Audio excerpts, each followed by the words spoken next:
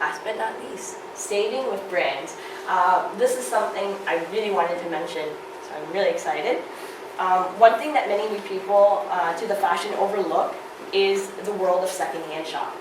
So, if you've done any secondhand shopping before, you know that when you look in the right places, you can find some amazing bargains. Because Lolita is such a classy and expensive hobby, you'll find most people will treasure the Lolita clothes, and that most secondhand items will be beautiful, cared for, and free from imperfections. Usually in auction listing, the sale post, if an item does have any imperfections, such as a tear or a stain or a little bit of yellowing, it's usually provided with photos, and the price of the item will be reduced dramatically. A great way to buy, if you don't mind the odd tiny stain, is have a bleach pen or even a handy needle with sewing thread, and you've just saved a bunch of money. So this wonderful world of secondhand clothing is waiting for you. But where do you get it? Here are some auction sites and sale communities that sell secondhand clothing. So these are all things I pulled off the EGL comp sale about a month ago. I wasn't looking for the cheapest thing, just things in general to see how much you could save. It really depends on certain items. And I wanted to also mention that although certain items do go cheaper, some items, especially if they're really popular, especially with angelic pretty print, can go over and they can resell. And if they do, you shouldn't complain. Like, that's just the demand of the product, right? So for example, this beautiful Wonder Cookie angelic pretty dress was a retail, I looked on Lolibrary for the retail of $335 today. I don't know what it was back then. But it was offered on sale for $250 without shipping. As well, the Baby the Starshine Bright Sweet Gingham, border ribbon skirt was a regular $204, and somebody was offering it for $80. I really wanted to get rid of it as the looks of it, because she kept reducing the price. And you can also haggle with these people if you're willing to. But what I recommend if you're going on the EGL comp sale is to be respectful. Like, somebody's asking for $250. Do not say, I'll give you $100 for that, because that is not worth it. And then the Emily Temple Cute dress was a regular $309, but they are offering for $220. So there's a variation of how much of a deal you can get. And again, you're dealing with an international community. So if you're getting something from Europe, it's obviously going to cost a lot more to ship. So if you can get something from Canada, it might cost you like maybe $10, $15. But where you're getting it from Japan or Europe, it might cost you $30. So consider that as well when you're thinking of buying. And it's again peer-to-peer, so you're directly relating to the other person who is selling the item. And the saving again depends on the print, the condition, the rarity. And you have to be quick. If you want that deal, you have to be continuously refreshing and looking at these stuff. So how do we regulate these items? Because if it's not like an eBay or anything like that, this is all self-modified. It's basically a live journal community. We have a feedback area, so you have to sign up for feedback. People who sell their items or buy their items can leave feedback, and you can ask or request for feedback. Usually if you get an item, somebody will request feedback. And you can basically leave how this person was, did they give you a free gift, that kind of thing. And it depends on, the terms of sales depend on the different buyers and sellers. Like some people will be first to leave their PayPal gets it. Other person, it's US sellers only, it does happen. So you have to be respectful and make sure to read the term of the sale. And don't forget about your own community. People are willing to sell their things in person and not deal with doing these types of posts. And it saves on shipping. And another thing that I've mentioned again, swap meets are a great place to save the brand. Next up, beautiful little mecca that I love. I'm so obsessed with this, I've kind of completely stopped shopping on the EGL comp sale and started going on Mbox and Yahoo Auction Japan. I used to be afraid of it a little bit, but it's really so easy to use, so I'm going to just talk it over with you guys. Both Yahoo Auction Japan and Mbox can be translated in English by searching for Yahoo Auction Japan and Mbox and using the translate page on Google Chrome. And then what to do, the translation may not be perfect, but they'll have reasonable enough information to get you by. Yahoo Auction Japan and Mbox require the use of an ordering service to bid on your items on your behalf if you live outside of Japan. They're probably the cheapest place to get your secondhand Lolita clothes if you're willing to use either. Even with the cost of the ordering service and the shipping, it's so much cheaper. So again, basically you're going to pay for the commission and the shipping, but it's very straightforward. So I think I got this from, hold on, double check, Japonica. So this is the one I recommend for shopping services because I've dealt with them personally. There's another one called Notepin I've heard, but this one's very easy. So what happens is you go on one of these beautiful sites. They also deal with other sites, but Yahoo Auction, Japan, and Box. And what you do is then you send them an email and you say, I'd like this item. And if there's enough time on the item, what they will do is they will send you a PayPal notification and say you would like this item. They send you basically a receipt every time too. So then they get the payment. So then they make the bid, and then once you get the bid and then you win it, they will send you the item. If you do not win the item, if your max bid is overbid, they will just refund you your money, which is very easy. And then they send it to Japonica, and then Japonica will send you the rest of the money that you owe them, so the shopping service and the shipping fees usually, or any extra things that you have to pay. And then they will send it to you. After you paid all your money, they will send you your item. Does that sound straightforward a little bit more? No? I hope you guys will use it. Yeah. For the Japonica, okay. Yeah. So say if you're shopping through and you don't win the items, you still have to pay the fees involved. No, there's no them? fees. They will just refund you your money. Okay. That's why it's so cool, I think. And so you can kind of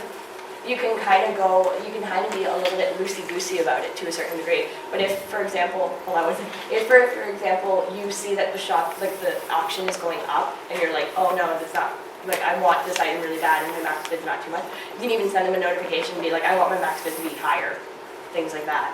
What did you have, sorry? I just want to mention, when you're using a shopping service for auction and you lose and they refund you, they're going to refund you in yen. You also have to pay them in yen. But then you can lose money on the conversion. Yeah, and you're I right. have in past lost a few bids in a month, and it can really add up. So You're right, I forgot about that. I Watch out for apologize. But it is, like, I think it's really cheap. I bought my beautiful alpaca from Japan. So it's just, it doesn't even have to be Lolita clothing. It can be anything, really. Secondhand shops. So Alice, Fubu, Closet Child, Fairy Angel are all Japanese company. And then we have Clothing Drop, Trample Clothing, Lolita Desk. They're not used as much, but they are options for you guys. And as well, Frills R Us is a new one too. I don't really know what they are. So Closet Child is probably the most well-known used clothing store. They have recently dedicated an English-speaking staff member to help with handle international order. They regularly have in-store sales and online auctions. If you go to Japan, go to them. And then don't even go to brand sites like to buy stuff. This is so cheap, their items. One thing in Closet Child favors is the fact that they will point out any garment imperfection, and they always provide many photos of the items they sell. Alice Furuun is also a Lolita favorite because they are the cheapest of all these secondhand shops. But you have to be quick to nab something. Their items seem to be the most cheaply priced that I've seen. And they also have bulk items sometimes. Fairy Angel, personally haven't purchased for them, and I don't like them as much because their items are a little jacked up in terms of the price. And then Frills R Us is like some kind of eBay, but Lolita Fashion only. But it's just trying to spread the Lolita sales and things like that. Again, there's physical locations for like Closet Child, so if you're in Japan, you can go to them. Some of them do have physical locations, but I don't know about Fairy Angel or Alice Furuun. And some of them do have sales, especially Alice Furuun and Closet Child regularly have sales on their site. Yay! Okay, this is something that I think people forgot to mention, so I wanted to mention them. Does anybody know about Lucky Packs? Some of them do, but not many. So this is where I come in. I'm excited to talk to you about Lucky Packs. So what is a Lucky Pack?